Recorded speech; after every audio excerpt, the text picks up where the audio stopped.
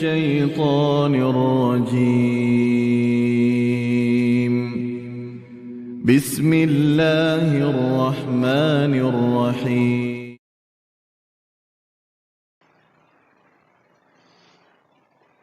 Assalamualaikum warahmatullahi wabarakatuh. Alhamdulillahi rabbil alamin. Wassalatu wassalamu ala asrafil anbiya'i wal mursalin wa ala alihi wa ashabihi ajma'in. Ashhadu an la ilaha illallah wa ashhadu anna Muhammadan abduhu wa rasuluh. Allahumma salli ala Muhammad wa ala ali Muhammad. Qala ta'ala, a'udzu billahi minasy syaithanir rajim. Bismillahirrahmanirrahim. Ya ayyuhallazina amanu taqullaha haqqa tuqatih wa la tamutunna illa wa antum muslimun. Qala Nabi sallallahu alaihi wasallam, iza ra'aitum halali dzil hijjah wa arada ahadukum ayyudah wal yamsik an sa'arihi wa asfarihi. Bapak Ibu jamaah salat subuh Masjid Raya yang dimuliakan oleh Allah. Pertama kali marilah kita untuk bersyukur kehadiran Allah Subhanahu wa Ta'ala atas segala yang diberikan oleh Allah. Tidak ada jalan lain bagi kita hanyalah untuk bersyukur. Diwujudkan dengan meningkatkan keimanan kita, ketakwaan kita kepada Allah Subhanahu wa Ta'ala. Salawat dan salam senantiasa tercurah untuk Nabi kita, Nabi Muhammad sallallahu alaihi wasallam, keluarga, sahabat, dan orang-orang yang setia dengan ajarannya sampai akhir kelak. Adapun tema judul kita pada pagi hari ini adalah larangan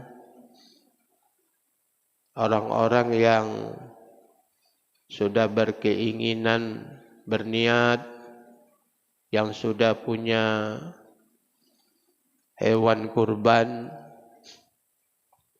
maka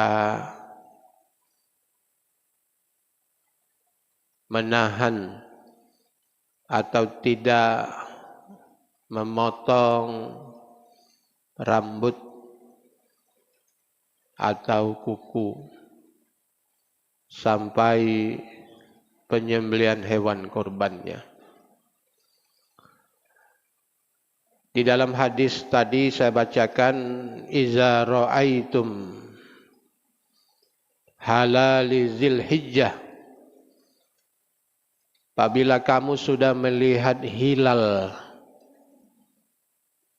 bulan Zulhijjah,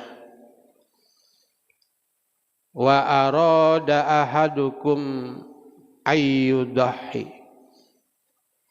dan di antara kamu yang sudah berkeinginan atau sudah memiliki hewan kurban, falyamsik, maka tahan, maka tidak memotong, mencukur, an sya'arihi wa asfarihi, Jadi tidak memotong rambut, mencukur rambut, dan juga tidak memotong kuku sampai sembelihan hewan kurbannya dipotong atau disembelih. Hadis riwayat Muslim. Bapak Ibu yang dirahmati Allah, kita sudah berada di 3 hari di bulan Zulhijjah.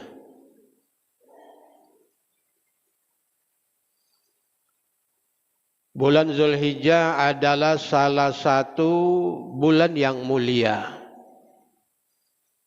bulan suci, bulan yang Allah muliakan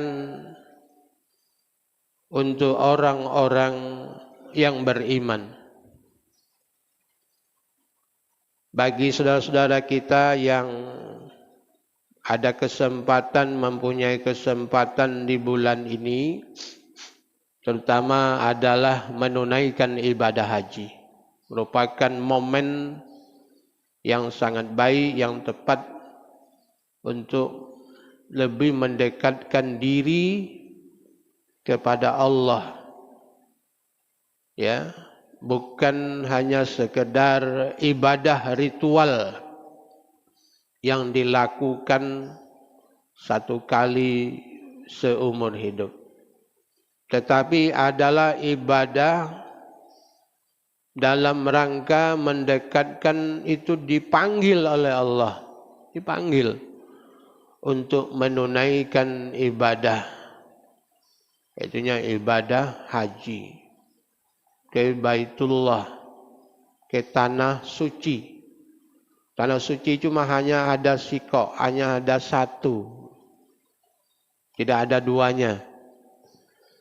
Jadi dalam satu titik, seluruh orang yang beragama Islam yang menunaikan ibadah haji kumpul di satu titik, namanya di tanah suci.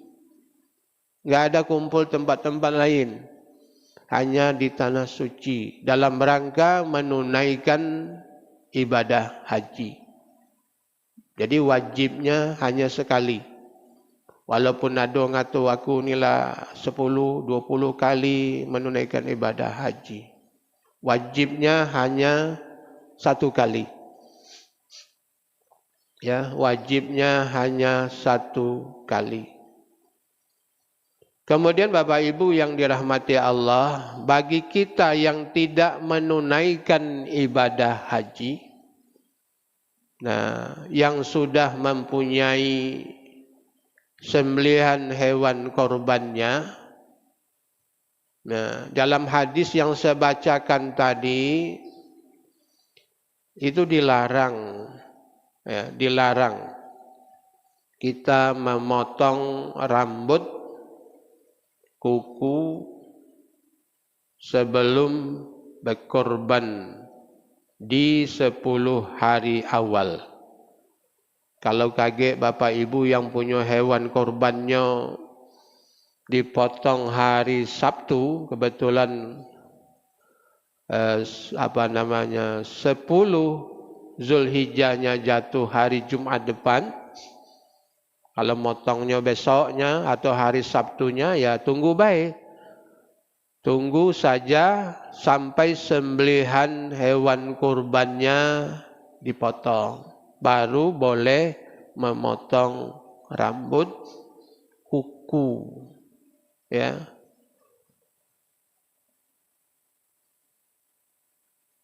Bapak Ibu yang dirahmati Allah, pelajaran yang terdapat di dalam hadis ini adalah yang pertama, bagi siapa yang memiliki hewan kurban, ya, atau yang sudah berkeinginan untuk berkurban, maka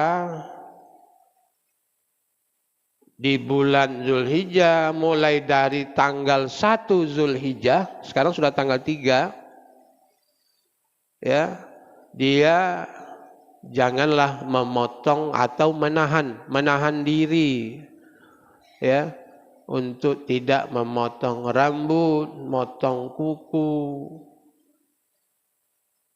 sampai hewan kurban selesai disembelih. Yang kedua, Bapak Ibu yang dirahmati Allah, timbul berbagai polemik perbedaan ulama, ya. Perbedaan ulama, ada yang mengatakan tidak apa-apa dipotong kuku, rambut, ya. Kalau datang hari Jumat itu kan sunnah itu, motong kuku, motong rambut. Nah, kebetulan dah lewat. Nah, kalau berbenturan bertemu dengan hari Jumat sekarang tanggal 3 Zulhijjah, ya, tidak usah potong kuku dulu bagi Bapak Ibu yang punya hewan kurban. Kalau ulama lain mengatakan, ya boleh-boleh saja kalau kuku itu rasa-rasanya mengganggu. Ya, kalau mengganggu, tidak harga mati maksudnya. Kalau mengganggu kuku itu, ya potong. Kalau mengganggu itu rambutnya, ya panjang nian. Ya, kalau tidak, potong sebelum tanggal 1 kemarin, kan gitu. Jadi berbeda pendapat ulama. Yang ketiga, Bapak Ibu, penjelasan dari hadis ini, yang dipotong itu kuku, rambut, apakah sahibul korban, pemilik korban, atau hewan kurbannya. Nah, itu polemik kan. Itu setiap tahun muncul pertanyaan. Kalau kita lihat Bapak Ibu dari domir pengganti hu tadi, wa sa'arihi wa asfarihi, kata-kata hu-nya itu penggantinya balik kepada pemilik hewan kurban, ya, kepada sahibul kurban, ya, kembali kepada sahibul kurban, bukan kepada hewan kurbannya.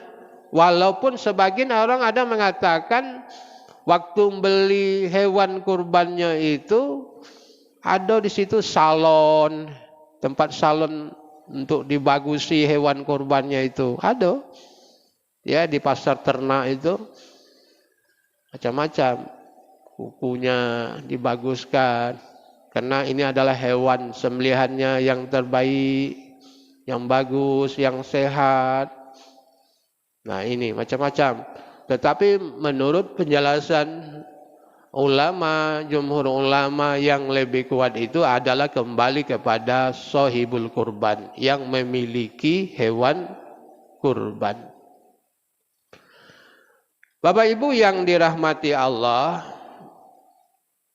jadi berkorban itu di dalam Al-Quran juga dijelaskan. Ya, setiap larangan atau perintah Allah tentu ada hikmahnya. Kenapa dilarang? Kenapa dianjurkan? Di dalam surat An-Nur ayat 5 itu dijelaskan, innama kana qaulul lil mu'minina iza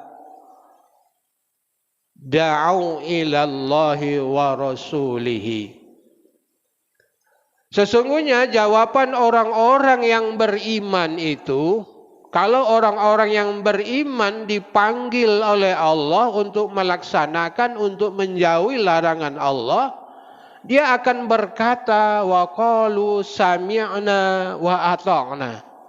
Itu orang beriman. Dia spontan menyatakan sami'na wa ata'na, kami dengar, kami tahu, dan kami siap mentaatinya. Kalau itu larang, dilarang, ya kita jauhi, kita tinggalkan. Nah ini Pak, di dalam surat yang dijelaskan tadi, surah An-Nur, orang yang beriman spontan akan mengatakan wa qalu sami'na wa ata'na. Ujung ayatnya apa? Ulaika humul muflihun. Mereka itulah orang-orang yang beruntung. Nah, walaupun Bapak, kalau Allah yang memanggil, Rasul yang memanggil untuk adanya larangan, adanya perintah, dia akan berkata secara spontan, secara refleks, dia akan mengatakan sami'na wa ata'na. Kami dengar dan kami taat. Tetapi bagi orang-orang yang munafik, orang-orang yang fasik, dia akan berkata sami'na wa asaina. Kami dengar, tapi kami tidak taat. Nah ini. Itu tidak tergolong yang mana. Yang ketiga, Bapak Ibu yang dirahmati Allah, hikmah di antaranya adalah bahwa larangan yang dimaksud biar ada kemiripan dengan jamaah haji yang sedang melakukan ihram. Nah, ini ada kemiripannya. Di dalam Al-Quran surah Al-Baqarah ayat 196 Allah katakan wala tahliku ru'usakum. Dan janganlah kamu memotong, mencukur rambut kamu hatta yablughal hadyu mahillah. Sampai hewan korbanmu di tempat penyembelihan hewan korbannya. Kalau bagi orang yang umrah atau berhaji sedang berihram, ketika dia sedang berihram tidak boleh potong rambut dulu, mencukur rambutnya sebelum selesai. Allah mengatakan hewan korbannya jangan dipotong dulu. Nah ini. Ya mudah-mudahan Bapak Ibu kita dapat mentaatinya. Nah, menurut Imam Nawawi dari syarah dari penjelasan hadis Bukhari dan Muslim ini menjelaskan apa Pak? Bahwa larangan ini tidak sampai kepada haram. Tidak sampai kepada haram. Tidak akan mengurangi pahala dan keutamaan berkorban itu sendiri. Aku nila potong rambut, aku lah motong kuku, ya, tidak akan sampai. Cuma makruh. Makruh itu apa Bapak Ibu? Artinya makruh ditinggalkan lebih baik ketimbang dilakukan. Sama makan jengkol, makan kabau, itu makruh, ya. Ditinggalkan lebih baik. Kan begitu. Tidak sampai kepada haram dan tidak akan mengurangi pahala dan keutamaan yang berkorban. Jadi tidak sampai mengancam haram, batal, tidak sah kurbannya, tidak. Nah ini hanya makruh. Jadi sekali lagi kalau yang pertama tadi, kalau itu memang larangannya datang dari Allah dan Rasulnya, di hari yang 10 pertama di bulan Zulhijjah itu, nah kita siap untuk menjalankan larangan itu, menjauhi larangan itu. Walaupun kumisnya panjang, kukunya panjang, 10 hari tidak juga, ya. Ayo, mari kita mudah-mudahan kita tinggalkan dapat pahala. Kemudian Bapak Ibu yang dirahmati Allah, di 10 hari pertama, minggu pertama di bulan Zulhijjah, mulai dari tanggal 1 sampai 10 Zulhijjah, banyak amalan-amalan kita lakukan. Ya, sebagaimana, ini menurut beberapa ulama juga nih Bapak Ibu, sebagaimana kita ini pada bulan Ramadan di 10 malam, di 10 hari yang terakhir di bulan Ramadan, di situ ada namanya Lailatul Qadar. Dan juga pada bulan Zulhijjah tanggal 1 sampai tanggal 10 Zulhijjah itu ada namanya hari Arafah. Nah, ada namanya hari Arafah. Berpuasalah di hari Arafah itu tanggal 9 Zulhijjah. Di situ ada pengampunan Allah. Bayangkan Bapak, di dalam hadis itu dijelaskan siapa yang berpuasa pada hari Arafah, Yaumul Arafah, pahalanya apa? Diampuni dosanya 2 tahun. Setahun yang lalu dan setahun yang akan datang. Hebat, Pak. Ya, minimal. Sahih hadisnya itu. Ya. Sedangkan Nabi Muhammad sallallahu alaihi wasallam sudah terbiasa melakukan ibadah puasa mulai dari tanggal 1 sampai tanggal 9 Zulhijjah. Jadi tidak mengapa Bapak Ibu kita ini berpuasa dari tanggal 1 sampai tanggal 9. Setidak-tidaknya minimal tanggal 9 Zulhijjah, puasa Arafah. Yang kedua, Nabi itu sudah terbiasa melaksanakan puasa Asyura di bulan Muharram, dan setiap Senin dan Kamis di minggu pertama setiap bulannya. Bukan tiap bulan, bukan setiap Kamis dan setiap Senin dan Kamis setiap bulannya, tetapi di minggu pertama Senin Kamis dan Yaumil Bid 13, 14, 15. Ini Bapak Ibu. Berikutnya Bapak Ibu, kita juga dianjurkan banyak-banyaklah beramal soleh.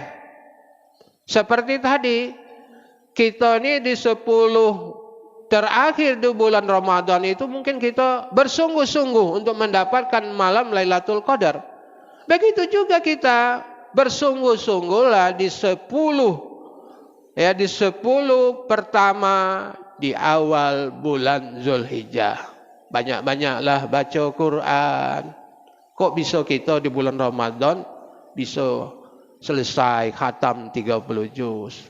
Digenjotlah banyak-banyak baca Quran, banyak-banyaklah berzikir kepada Allah.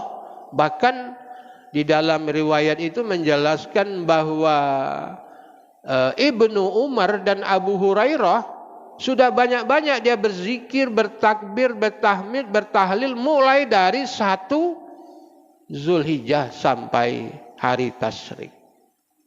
Kalau gitu kebiasaan kita ini kan sudah masuk di malam 10 Zulhijjah, sudah maghrib baru bertakbir. Dalam riwayat itu sahabat Nabi itu sudah bertakbir banyak-banyak, berzikir kepada Allah. Dia pergi ke pasar, kebetulan orang-orang di pasar itu ngikuti juga, bertakbir, bertahmid dan bertahlil. Tapi karena kita tidak biasa, hanya pada 10 sampai hari Tasriknya kita banyak-banyak berzikir kepada Allah. Terakhir Bapak Ibu, kita juga dianjurkan banyak-banyaklah bersedekah. Bersedekah itu bukan hanya dengan uang saja, membantu meringankan beban orang lain. Dan juga kita pada bulan puasa lebih senang memberi makan orang yang berpuasa. Begitu juga kita di 10 hari yang pertama di bulan Zulhijjah, kalau ada yang berpuasa, kita juga berpuasa memberi orang yang berbuka, orang yang berpuasa. Ya. Nilainya sama juga kita berpuasa. Ada orang puasa 10, berarti kita lah berpuasa 10 hari dapat nilai tambahan pahalanya. Banyak-banyaklah bersedekah. Bersedekah itu sekali lagi Bapak Ibu tidak hanya bentuknya uang, mungkin tenaga, mungkin pikiran, mungkin sumbangan-sumbangan yang lain yang bisa kita berbuat baik.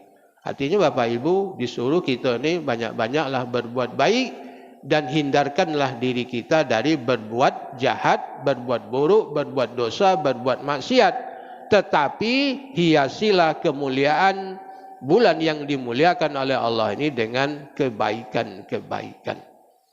Ya, kalau ngatoi wong, ya jauh-jauhilah nahan mulut untuk ngatai-ngatai wong. Lebih banyaklah beristighfar, bertaubat kepada Allah, menahan diri untuk tidak mengeluarkan kata-kata yang membuat lisan kita ini tidak berhenti berbuat dosa. Ya, banyak-banyaklah dengan beristighfar, banyak-banyaklah berzikir kepada Allah ketimbang kita menggibah, termasuk berselisih, mencari bermasalah-masalah dengan orang lain. Mudah-mudahan di 10 yang pertama di bulan Zulhijjah ini kita dapat mengisinya dengan amal soleh, meningkatkan amal soleh, amal kebaikan kita. Ya, mudah-mudahan inilah keberuntungan yang Allah berikan kepada kita, walaupun hanya 10 hari yang pertama di bulan Zulhijjah. Mudah-mudahan kita senantiasa diberikan kekuatan lahir dan batin oleh Allah, sehat lahir dan batin dalam perlindungan Allah, dan dapat lebih dekat lagi dengan Allah Subhanahu wa taala, sebagaimana kebahagiaan kegembiraan kita di 10 ya, di malam terakhir di bulan Ramadan. Juga kita berusaha bagaimana semarak bulan Zulhijjah di 10 yang awal ini kita dapat mengisinya dengan berbagai kebaikan. Istilahnya mungkin barangkali. Terima kasih. Nasrul minallah fatum qarib. Abashil mu'minin. Wassalamualaikum warahmatullahi wabarakatuh.